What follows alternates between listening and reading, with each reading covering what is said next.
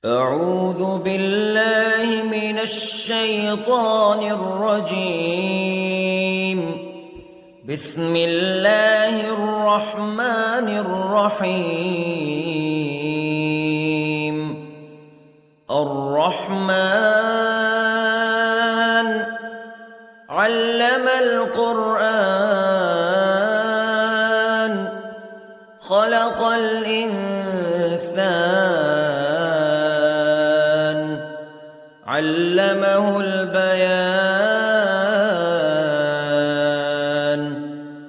الشمس والقمر بحسبان والنجم والشجر يسجدان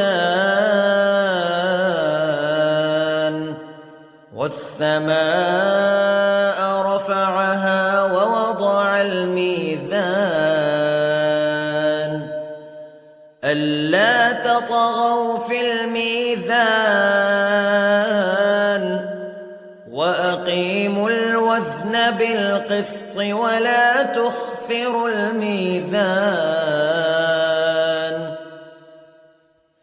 والأرض وضعها للأنام فيها فاكهة والنخل ذات الأكمام والحب ذو العصف والريحان فبأي آلاء ربكما تكذبان. خلق الإنسان من صلصال كالفخار وخلق الجان من مارج من نار فبأي آلاء ربكما تكذبان. رب المشرقين ورب المغربين فبأي آلاء ربكما تكذبان. مرج البحرين يلتقيان بينهما برزخ لا يبغيان فبأي آلاء ربكما تكذبان.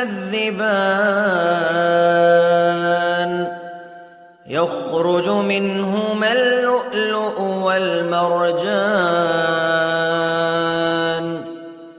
فبأي آلاء ربكما تكذبان. وله الجوار المنشآت في البحر كالأعلام فبأي آلاء ربكما تكذبان. كل من عليها فان ويبقى وجه ربك ذو الجلال والإكرام فبأي آلاء ربكما تكذبان. يسأله من في السماوات والأرض كل يوم هو في شأن فبأي آلاء ربكما تكذبان. سنفرغ لكم أيها الثقلان فبأي آلاء ربكما تكذبان.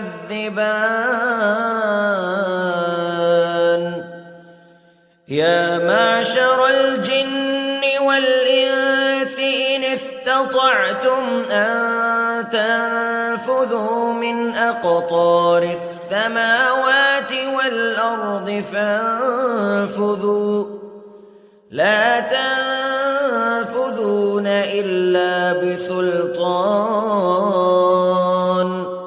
فبأي آلاء ربكما تكذبان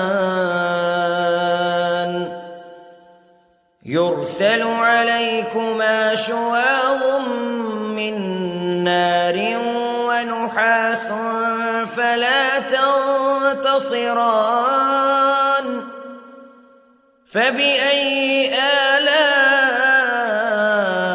ربكما تكذبان فإذا انشقت السماء فكانت وردة كالدهان فبأي آلاء ربكما تكذبان فيومئذ لا يسأل عن ذنبه إنس ولا جان فبأي آلاء ربكما تكذبان يعرف المجرمون بسيماهم فيؤخذ بالنواصي والأقدام فبأي آلاء ربكما تكذبان هذه جهنم التي يكذب بها المجرمون يطوفون بينها وبين حميم آن فبأي آلاء ربكما تكذبان ولمن خاف مقام ربه جنتان فبأي آلاء ربكما تكذبان ذواتا أفنان فبأي آلاء ربكما تكذبان فيهما عينان تجريان فبأي آلاء ربكما تكذبان فيهما من كل فاكهة زوجان فبأي آلاء ربكما تكذبان متكئين على فرش بطائنها من استبرق وجنى الجنتين دان فبأي آلاء ربكما تكذبان فيهن قاصرات الطرف لم يطمثهن إنس قبلهم ولا جان فبأي آلاء ربكما تكذبان كأنهن الياقوت والمرجان فبأي آلاء ربكما تكذبان هل جزاء الإحسان إلا الإحسان فبأي آلاء ربكما تكذبان ومن دونهما جنتان فبأي آلاء ربكما تكذبان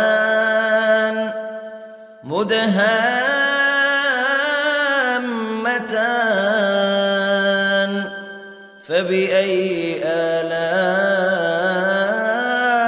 ربكما تكذبان فيهما عينان نضاختان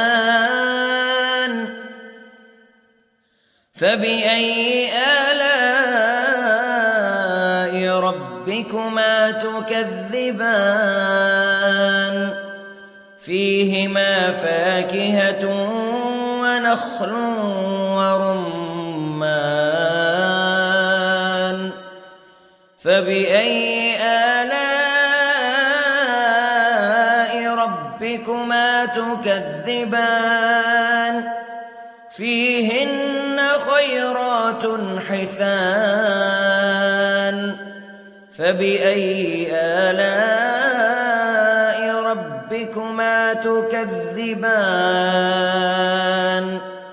حور مقصورات في الخيام فبأي آلاء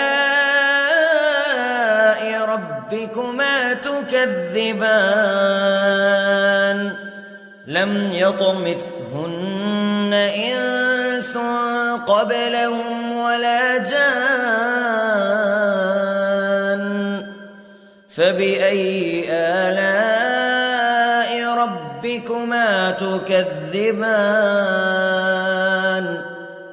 متكئين على رفرف خضر وعبقري حسان فبأي آلاء ربكما تكذبان تبارك اسم ربك ذي الجلال والإكرام